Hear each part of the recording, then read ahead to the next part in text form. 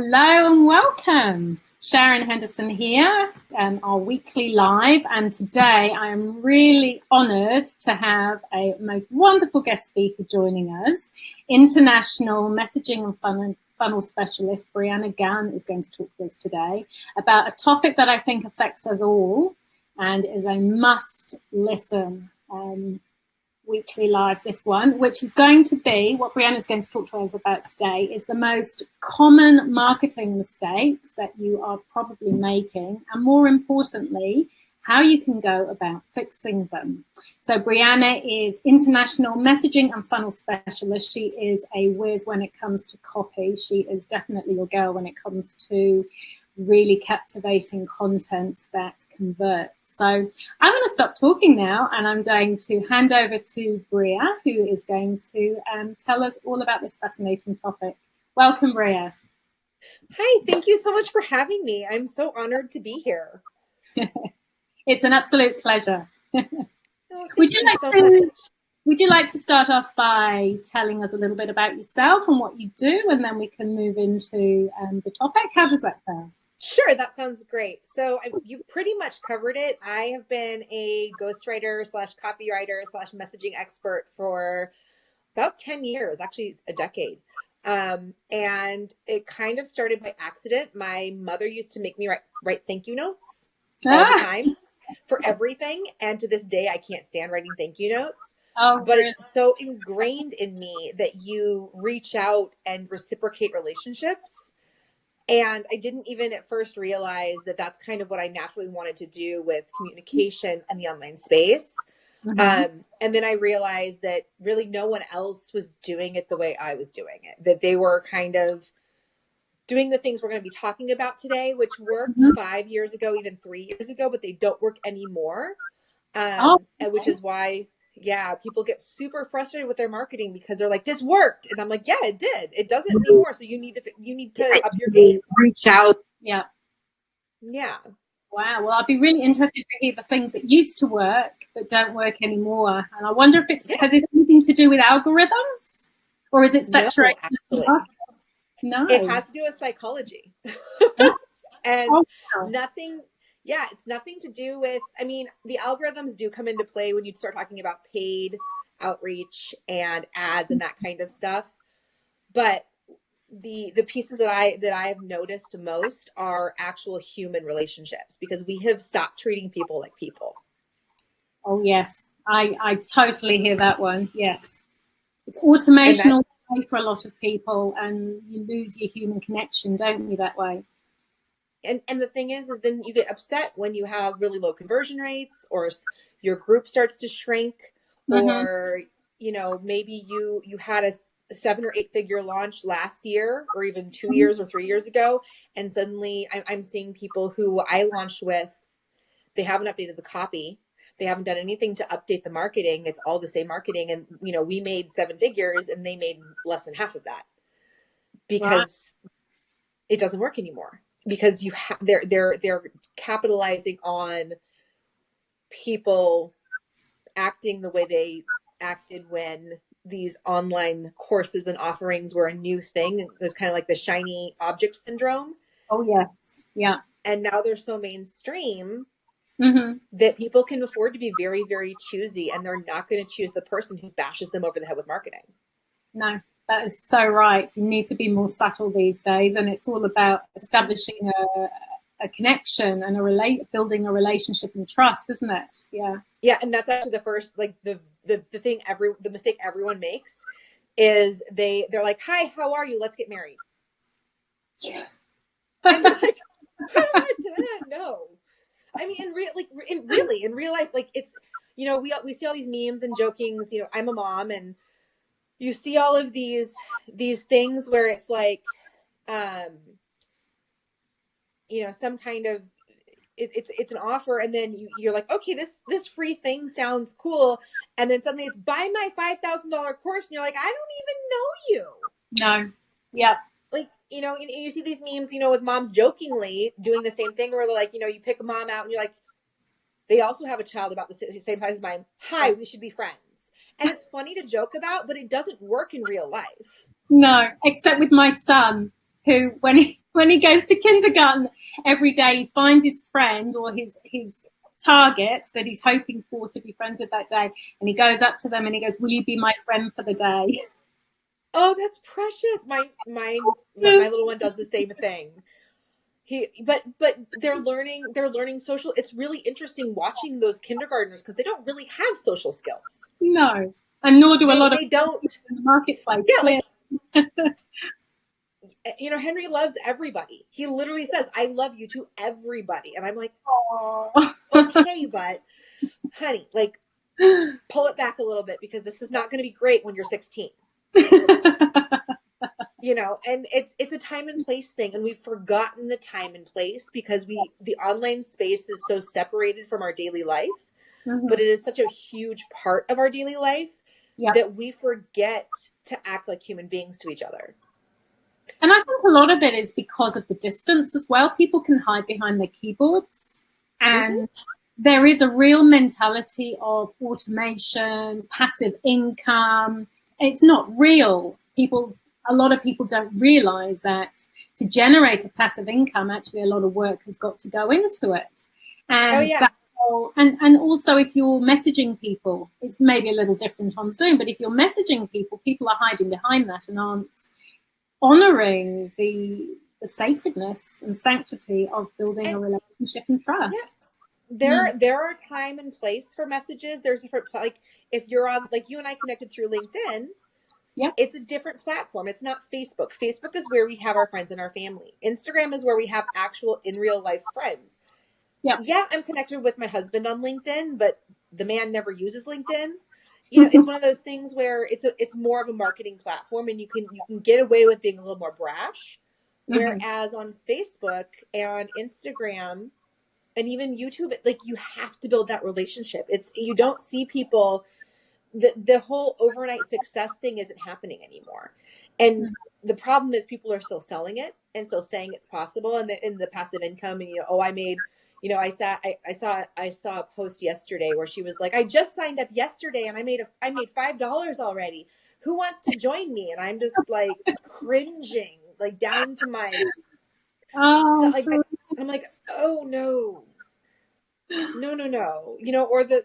Or you find the people, like I had a woman message me and she was like, "Hey, Janice," and gave me this spiel. Kid you not. She's like, "Go watch my webinar. It's amazing." I'm like, "I'm not Janice." And then literally that's all I said to her. "I'm not Janice." And she was like, "That's okay. It's really great content." Oh no. It's the equivalent of giving someone the middle finger. It's horrible. Like, you would never. No. Never. And I've reached out to people and come across too strong or whatever, and I always apologize. And that's really the second thing is we are so intent on looking perfect all the time in the online space that we can't admit our mistakes or won't admit our mistakes, and we don't show up in a realistic way. I have a girlfriend who's doing a live course right now, and they've had tech issues like you wouldn't believe. Like, just the sound went out completely for like 30 minutes, and then the video wouldn't work, and it was just a hot mess. And the thing is, everybody stuck around. Wow. Everybody waited. Everybody hung out because they knew they were coming back, because they had established that connection that we're talking about. They treated people like people. They actually respond to the comments in their group. They are very interactive with their people. They have really great content that is not pushy, that teaches and educates before they ever go for a sales pitch. And with the tech content, I'm seeing more and more this leaning back, this kind of pushback towards perfect videos. You see a lot, like it used to be that you had to have a highly produced, scripted, had to be perfect. I mean, I've been on sets. I've run sets where people had makeup artists and teleprompters and lighting and 4 cameramen. Oh yeah. And that doesn't work anymore. No, it's about authenticity, isn't it? It's about, and that's why Instagram thrives. It's because it's about showing yourself. I think it's a tricky one to be authentic without being negative. Yes. But Okay. it could also be very freeing if you just, I've done lives barefaced, sweaty from the gym. And those are some of my highest views. I've had my kids run. I set down very strict ground rules because my kids are home right now. Because I'm in the States. And I was like, if you come in my office, you're not going to live to see your next birthday. So stay upstairs. And the little one's in bed, but the older one, he's like, yeah, whatever, mom. But he's like, I won't bother you, I promise. So he's putting himself to bed. He's good. No. But we set boundaries and limits. But when they do come in, because they're my kids and I'm at my house and this is what my life is like. And this is what my business is like. I get so many more comments. You're so brave. And I'm like, no, I'm just handling the situation like I would any day. Like, I'm not changing the way I handle a situation to look better for you. Yeah. Yeah. And I think, yeah. And it's that the trust and authenticity go hand in hand. Mm-hmm. And it's totally okay to go to the negative. You just have to make sure that there's more positive than negative. Yeah. Or if you're going to go full negative, turn it into a rant or get your soapbox out and really go for it and make it a passionate statement. Yeah. Because if you're just going to be constantly raining on people with all the bad things that are happening in your life, in your world, in your business, they just they tune it out. But when you get really angry about something or really fired up about something, I've done a couple lives where I was just done with people. Like I had, I had clients crying because of the way they were treated and I had enough. So I was like, listen, this has to stop. I got so many people reaching out because I didn't try to handle it diplomatically. Mm-hmm. I just said what I was thinking. And, it's that knowing when to filter and when to not filter is really super important. So, if you've been going straight for the sale in a message after you friended someone you don't actually know, or you are kind of making those assumptions about people that they're not actually people, if you can change those two things, you'll really shift your messaging and your marketing around because people will start paying attention because you sound like them now. Yeah, that's true. That is definitely true. I'll not forget my live where my son was home. It was a guest live, so I couldn't change the day. He's 5. He's a real boisterous 5. And I gave him my mobile phone. I'm not one for devices. I really limit the time for the kids, but I gave it to him. And it froze. And he's knocking on my door. And I mean, you can see here, I mean, full view. And I don't actually put kids on lives. It's just my thing. So I had to let the guest speaker keep talking. And I went and I tried to appease him, but we couldn't get this phone to work. And there was just no consoling him. I tried closing the door and he sounded like he was going to break it down. That was my most interesting live, that's for sure. So we had to terminate early with screaming in the background. But as you say, that's real life. That's kids, and that's what happens. So. I have a mastermind, and I was on the mastermind call with my paying clients today. The school called and said, we think Henry has pink eye. Oh no. I don't even know what that is. It's awful. Don't Google it. It's a really awful thing. It's itchy and goopy and gross. And it's here in the States. It's a school. It gets passed around at school kind of like lice, or it's just not good. But I know he doesn't have pink eye. I know what the problem is. But because he'd had a rough day and he was tired, they're like, I think this is what it is. And I'm like, I think you're not a doctor. But I will also live 2 minutes from school, so I'll come get my kid. And I was like, okay, guys, I am nominating you to be the leader of this call, and I'm out. Wow. Wow. Because they know, I mean, we're halfway through the 6 months. They know that we all have kids. We're all parents. We're all moms. Yeah. And, their reaction when I was like, I got to go, they were like, yeah, go with God. Have fun. Don't break any speed limits. But there was no balking. There was no, I want my money back. There was no, I got private messages from every single person and they were like, are you okay? Is he okay? Do you need anything? How lovely. And this is how you build those people who come back and are recurring relationships, recurring clients, recurring customers. And then, and that also it's showcasing the best part of a follow-up sequence, that checking in, that, Yeah. those thank you notes that I sent as a kid that made me absolutely hate thank you notes, but it's something I can't stop doing. It's that reaching out, that following up, that how are you? Are you okay? Hey, I haven't heard from you in a while. Even if someone is, especially in a one-on-one space, if you're a coach who's a one-on-one service provider, or, you're some kind of a OBM or project manager, or social media manager, and you deal one-on-one with your clients, and you have, a limited number of clients, that follow-up doesn't stop after you sign them. It has to continue. Yep. And you have to approach your courses and your actual products the same way. You can't just send someone emails until they buy from you and then like, peace out, I'm done. You have to be consistent in your follow-up. And, that's one thing, that the first thing that happens when I come into a client's world, I'll go through and I'll be like, so you sold them this thing. They got a receipt. Did they get an onboarding? Anything?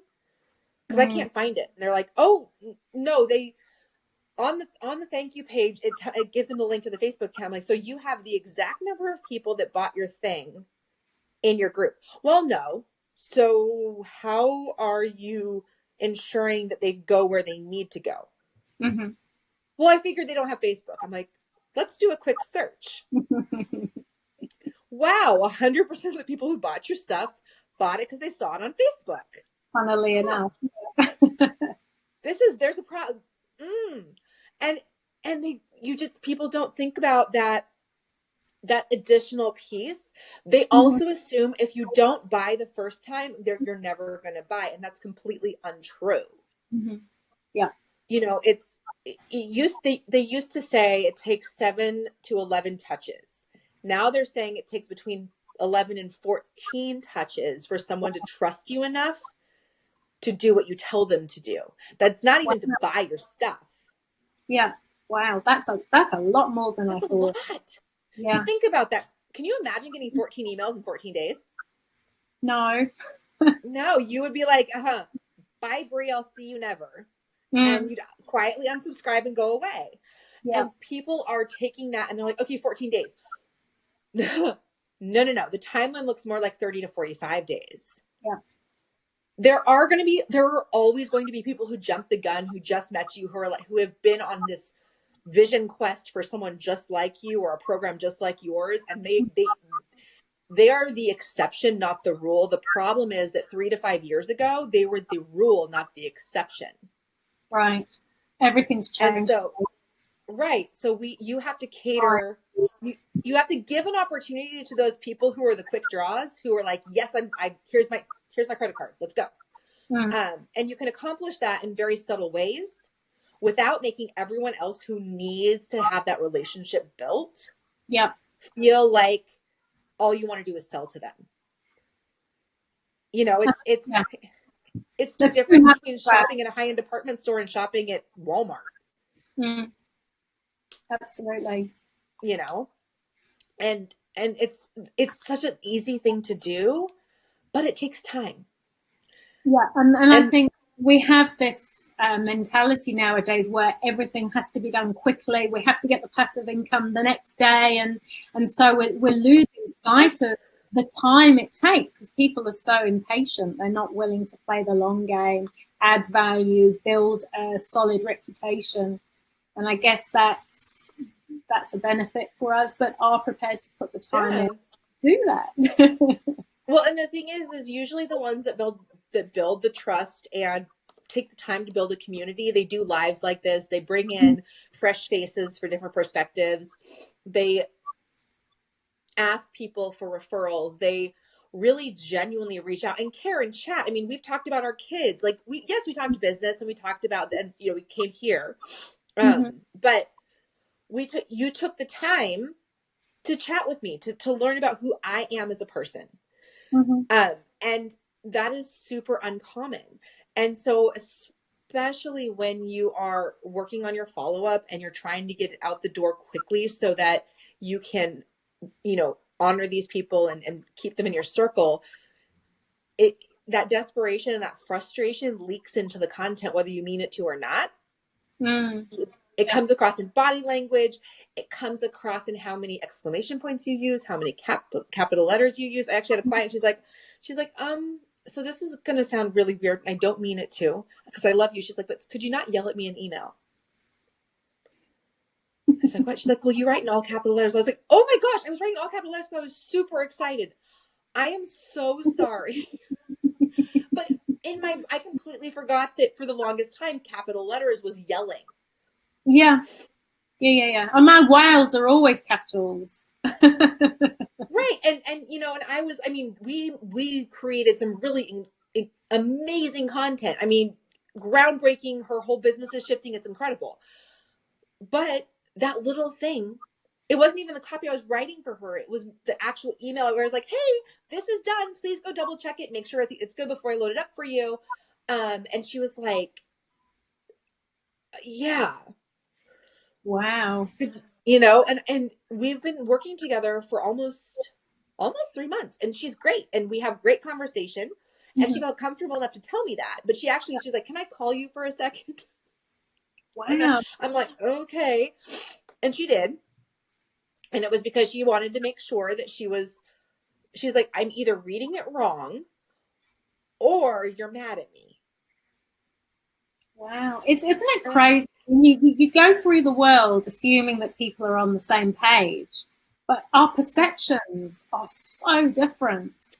It's phenomenal. When you're in a position of building that relationship and that trust and doing that follow-up, you have to be super, super hyper aware of how it appears to others, which is a great reason to use templates or hire someone who actually knows how to write sales copy in a way that's not sleazy, because that's a skill.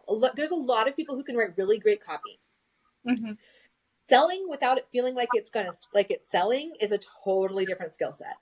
And it's something that it can be taught, but it takes time. And most of us, when you start thinking about copy, it's because either there's a cash flow problem, we are in a challenge or a group or some situation where we've said we're going to enroll X number of people, or we know we have an X number of contracts ending. And so we're trying to game the system and get more people before these people expire. And there's a desperation element or some kind of a push to get there, which is fine. That's, some of my greatest content has been created at 11:30 at night because I was panicked that I wasn't going to get it done in time.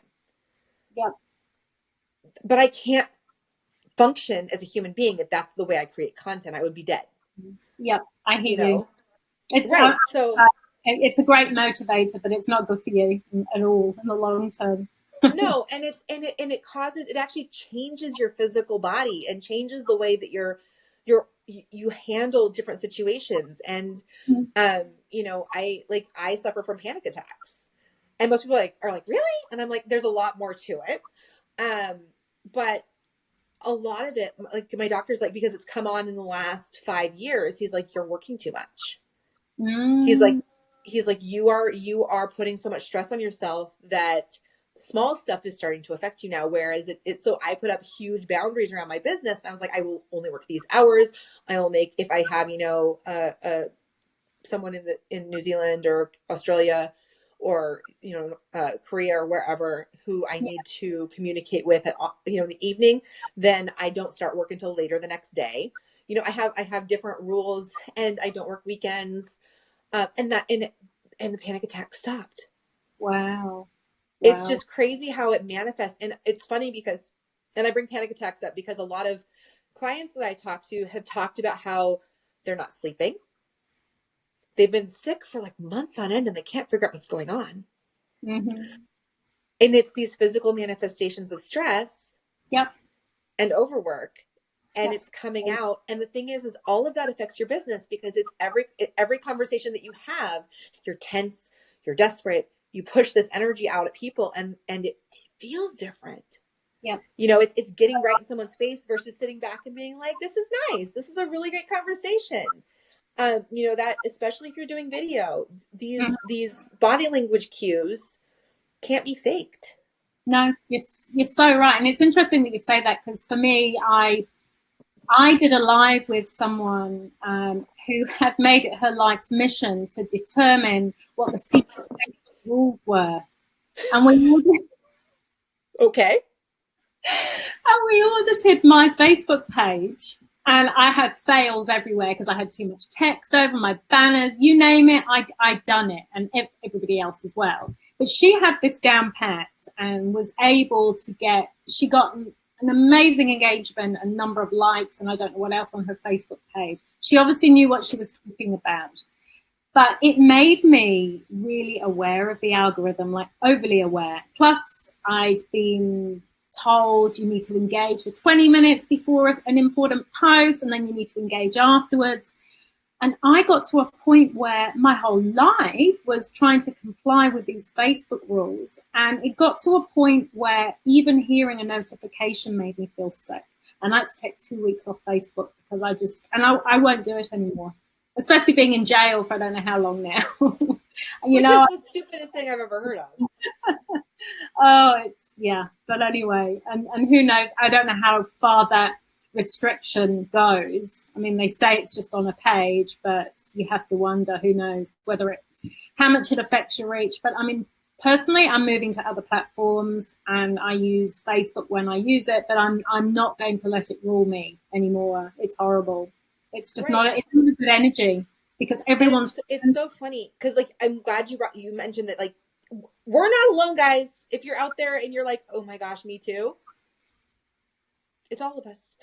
We all have our weird quirks. Like I had a panic attack this weekend, not work related. My mother's coming, and I hope to God she's not watching this. But she gets in on Thursday, and the house was a complete wreck. Oh no! What? Okay, never mind. Sorry, child. They do that. The look on my face must have said it all. But the I was looking around the house, and it really, like, in retrospect, there were a couple like, we have 2 cats. One of them sheds like he's getting a new coat every day. So we have like a Roomba, so I run the vacuum. And I looked around, and at the time it felt like there were cobwebs. I mean, it felt like a haunted house. Like it was bad. And I got up the next morning because I had a full on like crying, and I don't have time to do this. I have work to do. I have all these things. I still have to cook and do the dishes. Blah, blah, blah. And my husband's like, you're not alone. You got this. I'm like, don't talk to me. I just need to be alone. Completely rational. And I got the next morning, I looked around, and I was like, I was out of my mind. Like I just let that little thing get to me to the point where it became everything. And I think with content, we have so many voices in our head, including mine, that of all these experts and gurus and people who have made millions. They forget to mention they had millions before they started doing this. That's a whole other topic. That's a really good point that you make. That it's where has it started? We could do a whole live on that. But we have all these voices, and everyone has a different angle. Everyone has a different solution or system. Great. My problem is templates are wonderful. Systems are wonderful. My whole business runs on systems. I teach systems. I love them. That's what we do in my mastermind. However, a template is just a template. It is not the end product. A system is just a framework. It is not the end product. Hi, Mary. It is just a framework. It is just the beginning. You have to make it yours if it's going to go anywhere. And when we're talking about marketing and honesty and authenticity and sharing stories about panic attacks, because it's so fresh and recent, those are the things that are going to cause people to reach out to you. Yeah. Because they're going to be like, oh my gosh, I also had a panic attack this weekend. Mine was about this. How does yours feel? And then you can be like, oh, well, mine was about this and it felt this way. And how are you? And suddenly you find out that they own a 6-figure company and they need help. Interesting. And you're like, oh, okay. And it's about being like, people divide. They have their personal page, they have their business page, and they don't mesh the two. And they forget that there are people that I actually had a woman from high school reach out. I haven't talked to her since high school. My 20-year reunion, aging myself here, is this summer. Okay. Oh, Like I've been out of high school a while. I have not talked to this gal in probably 22 years, 23 years. And she's like, hey, so I've been following you. And I was like, huh. Okay. it's funny. Exactly the same thing happened to me with a cousin of mine when she was sweet 16, I was 15, and we went on this youth hosteling adventure with another friend. And I've seen her name just pop up as someone who's watched a few, and I reached out to her, and I won't even tell you how many years ago that is, but we started sharing photos, and it was lovely. It was so nice. Well, and And you never know. You know, she may know someone who needs your service. maybe it was just lovely to catch up with family. Oh yeah, for sure. This particular person, she was like, I think I might need your services. Like, it sounds like you do what I need. Yeah. And it wasn't a good match. I don't do that kind of marketing, and that's fine. Mm-hmm. But we were able to clarify, and she's like, if I find anyone who could use you, I'll definitely let them know that they should call you. I'm like, oh, thanks, that's really sweet. You never know. I've had people who followed me for a year before they ever reached out. You have to play the long game when it comes to this new algorithm is the wrong word. This new expectation of what online business is. Mm-hmm. Absolutely. You know, we used to sign clients like nobody's business. Now the lead times are longer. People have higher expectations. They've been burned. I actually have a gal who I've met her in person. We've talked a number of times. She's like, I know I need to hire you, but I've made so many bad investments that I'm honest to goodness terrified. And so we're battling uphill with all of that. And the only way we overcome it is by leveraging trust, making sure we're authentic, not making assumptions about what they need. We need to listen to what they want. Yeah. And actually listen. Mm-hmm. And then, following up and reaching back out and being the one who communicates, being that really annoying, persistent friend. Yep. Who you're annoyed that, oh my gosh, like I don't want to go out to lunch today, but you're secretly so thankful that she reached out. Mm-hmm. Yeah. Yeah. Keep following. And then, if you struggle with that follow-up, you struggle with those messages, you struggle with your marketing, template your stuff. Mm-hmm. If you notice you have a couple posts or a couple emails that are getting gangbuster open rates, views, comments, take a look at them. Mm-hmm. Turn them into templates and don't use the same content. Adjust it with new content. So take that template, use it as a guide, a framework, a plan, and you can create content off of that. Because the thing is everyone who says, oh, my system works, that's nice. It works for you. That's fabulous. And it will probably work for people who have a business just like yours. Mm-hmm. But if you want to reach more businesses, if you want to impact more lives, if you want to make a bigger change in the world, then you have to create templates that work for you and templates that work for your customers or your clients. Yeah. It's got to be their messaging for them that caters to their needs. And that's something I've seen, this real explosion of coaches who are selling a one-off strategy on a single platform. And it's cookie cutter mentality. It's like you build completely custom sites. Mm-hmm. You don't know two sites are going. You may use similar elements, or there may be similar color setups, because people's there's nothing new under the sun, right? Like I hate to tell everybody this, but it's a truth. You are not the first person to have this idea. No. You're just not. Wheels all the time, aren't we? But we have to be okay with that.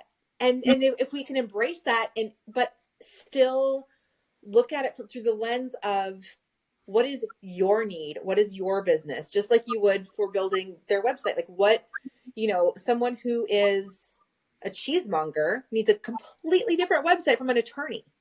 Yep. That would be right. I mean, I would hope so. Like trust that you have that handled. But you would not log onto an attorney's website seeing giant wheels of cheese. You'd be like, what? I don't get it.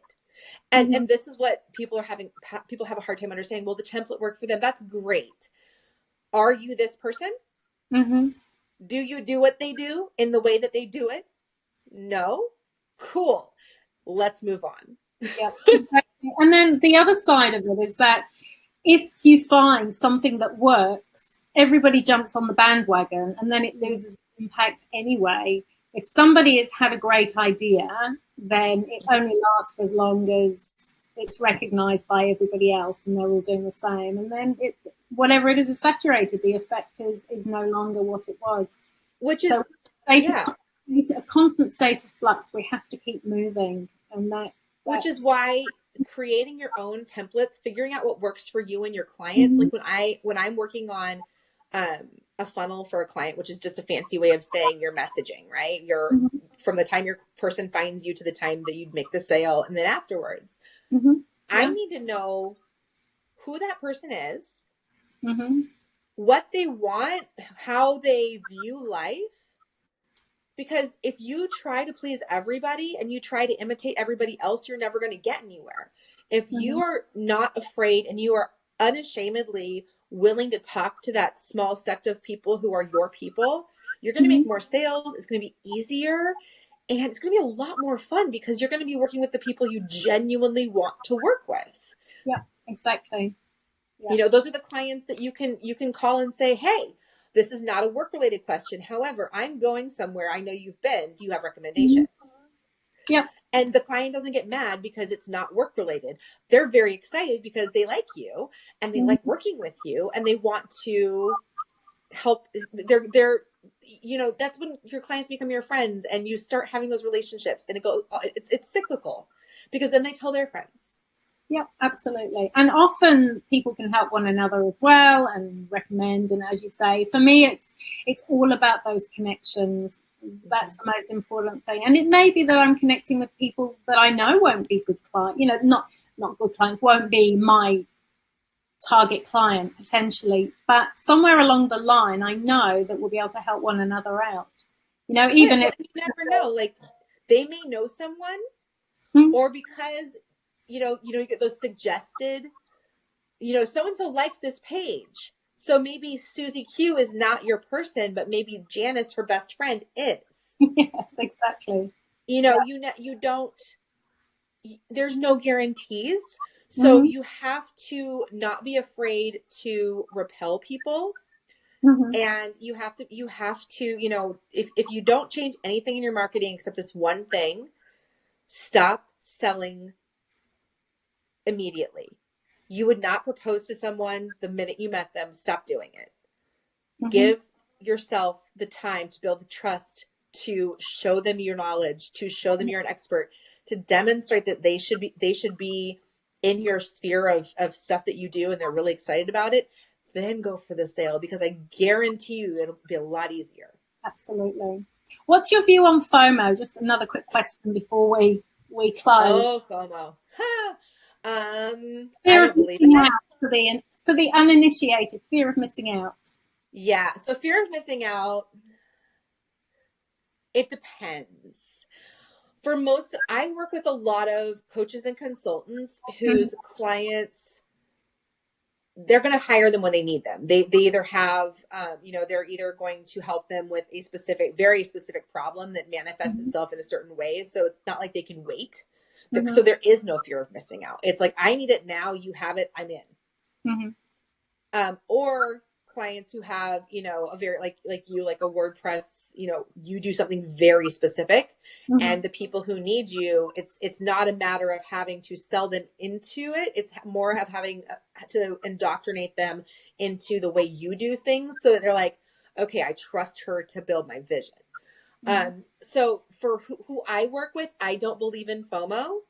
I think FOMO works on platforms like Kickstarter and Indiegogo and the Shark Tank situation. But beyond that, if you're doing your marketing correctly, I I never want someone to buy because they are afraid that they're going to lose out on an opportunity, because what ends up happening is it brings desperate energy, and they are going to be someone who needs a lot more hand holding than someone who enrolls with confidence. Yeah. So for those of us who want to have some kind of expiring offer, you have a course, you want it to end, that's great. Give them lots of opportunities, remind them, tell them, email them, and this sounds crazy, 3 or even 4 times on the last day. Hey guys, this is super short. It can be 1 paragraph. Closes tonight. If you want it, get it. Otherwise, it's going back in the vault until whenever. There are ways to have expiring offers to build a type of FOMO without it being that crazy, Black Friday crushing people in a herd type of energy. Yeah, I'm with 100% on that. I'm not a fan. It's stock standard thing with countdown timers everywhere. And again, I think the thing is, if you're good at what you do, there's absolutely no need for that.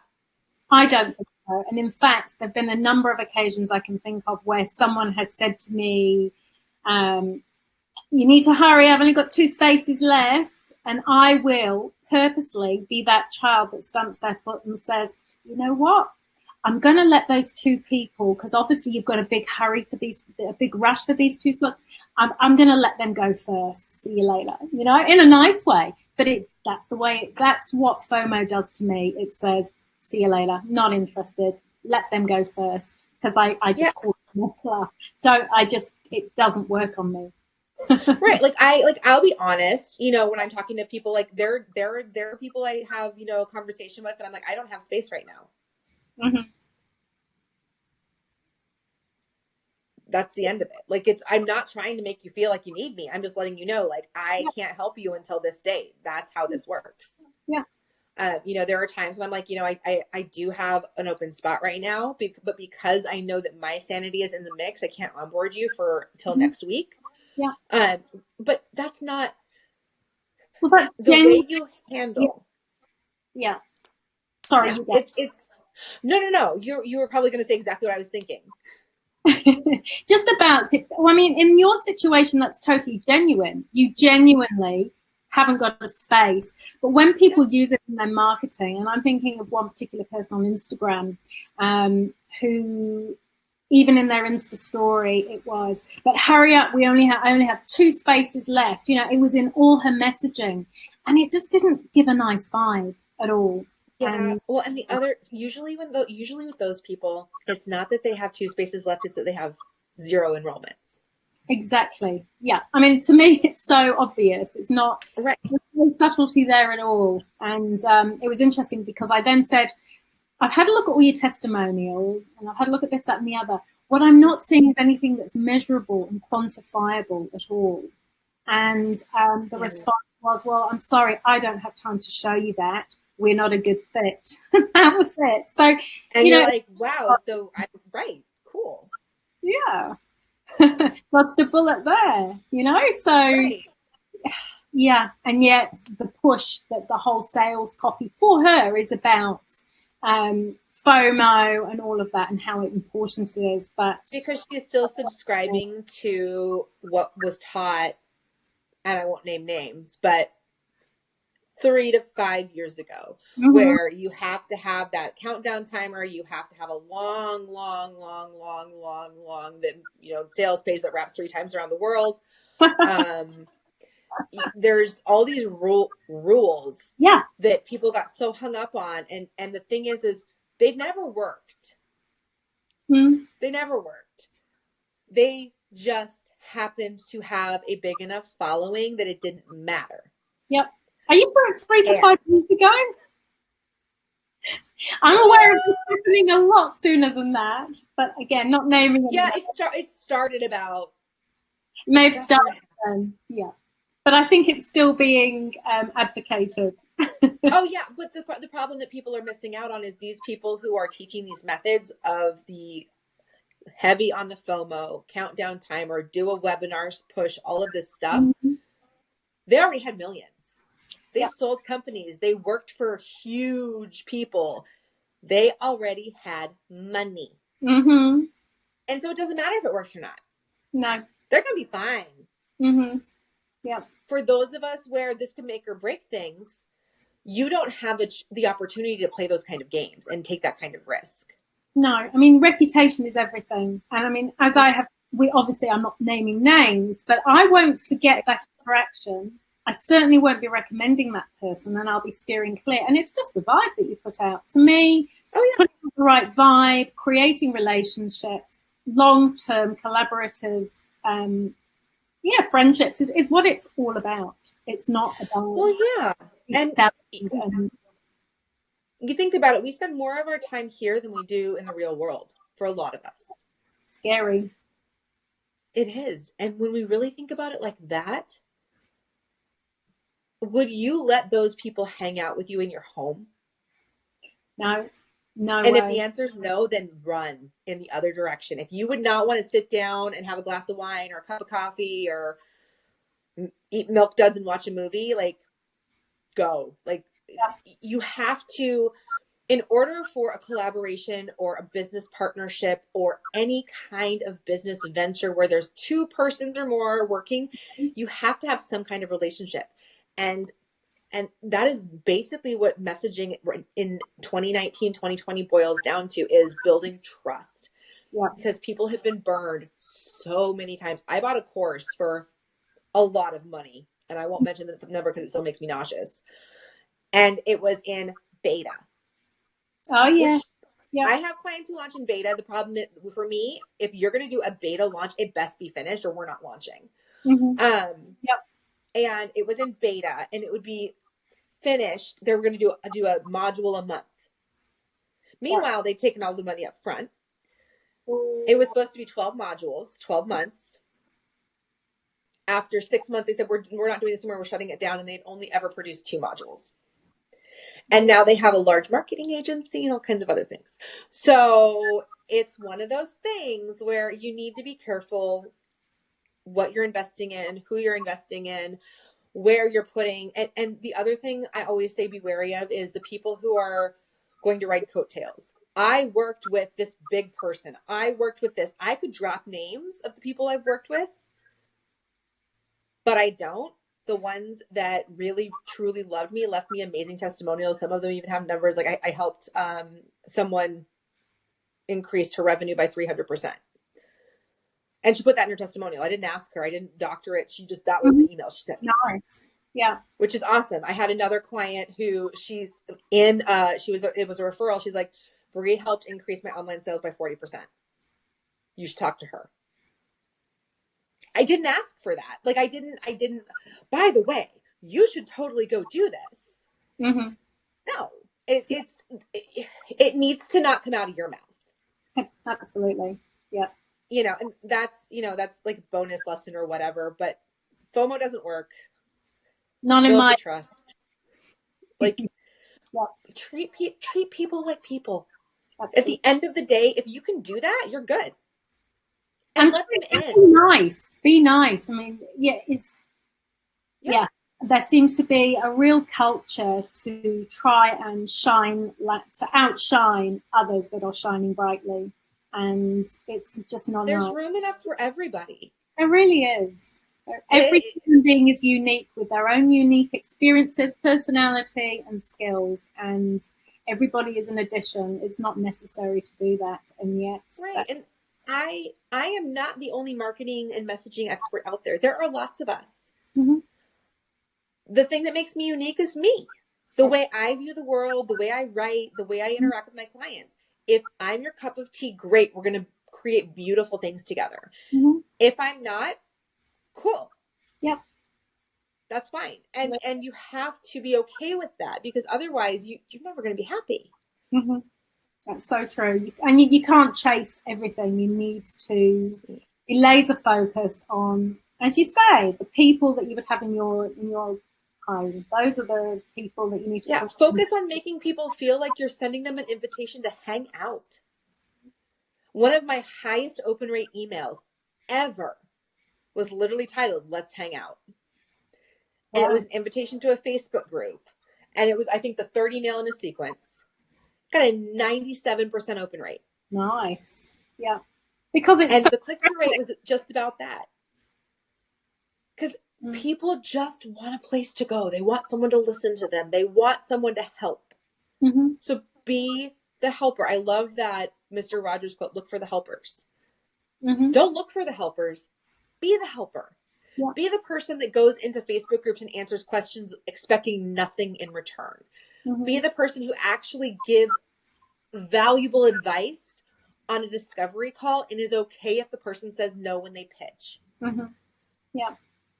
Because the thing is those people are going to notice, they're going to come back, they're going to want to be in your circle of influence, and they're going to be the ones that consistently send you referrals. Yeah. They're going to be the ones that are tagging you, that are saying you should work with this person. Yep. Cultivate those relationships. I totally agree with you. And if we can spread the word, then maybe the culture of some of the Facebook groups would change. How refreshing would that be? Oh, I left all those groups. I'm out. They were like, you should join. I'm like, no. Like those, I don't want to be around those people. No, They're not my people. No, you got to surround yourself with your people. Breanna, thank you so much. It's been fabulous, and I will repurpose this content. I will cut it down, edit it, and put it on YouTube in a couple of weeks. I'll do a blog post, so we will spread the love, spread the knowledge. Thank you so much. Awesome, and I will be sharing all of those on my page as well. Wonderful. I will keep you in the loop. Fantastic. Thank you so much. And thanks to everybody for tuning in, and hi to everybody who tunes in on the replay too. Until next week, over and out. See you later. Thanks. Bye-bye. Bye.